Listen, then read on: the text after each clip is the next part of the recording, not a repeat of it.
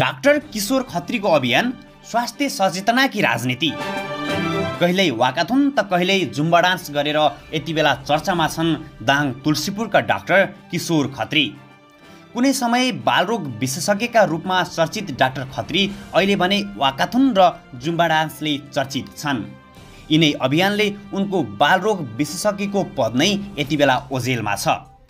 उनी बालरोग मात्रै नभई स्वास्थ्यका लागि आवश्यक पर्ने वाकाथुन र जुम्बा डान्सले चर्चित हुँदै गर्दा कतिले राजनीतिमा आउने चर्चा गर्छन्।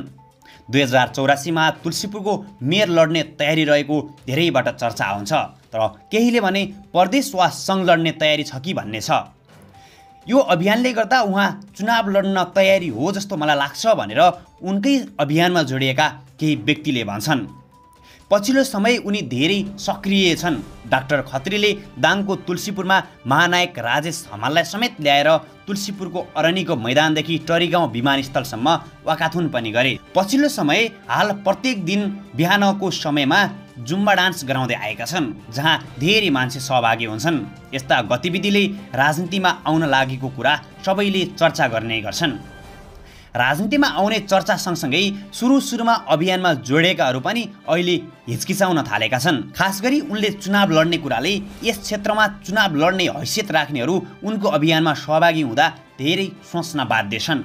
यद्यपि डाक्टर खत्री आफैले भने राजनीतिमा आउनका लागि यो गतिविधि नगरेको कुरा प्रष्ट पारेका छन्। उनले यो प्रष्ट पारेका छन् कि उनले गरिरहेको गतिविधि स्वास्थ्यको सचेतना प्रदान गर्नका लागि नै हो। उनले यस्तो भनेका छन् कि मैले पाकिस्तानबाट गोल्ड मेडल ल्याएर आएको छु।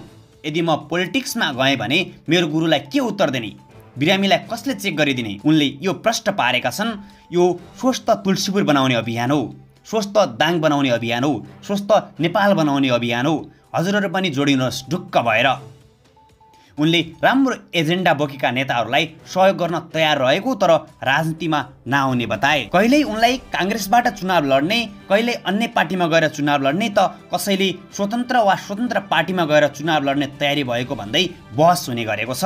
डाक्टर किशोर खत्री तुलसी अस्पतालका प्रमुख हुन्, जुन अस्पताल बालरोगका लागि उत्तम अस्पताल मानिन्छ। उनको पारिवारिक धरातल काङ्ग्रेस निकट हो। यद्यपि उनको परिवार खुलेर काङ्ग्रेसको राजनीति भने गर्दैन, अदृश्य रूपमा काङ्ग्रेसलाई भने सहयोग गर्दै आएको छ।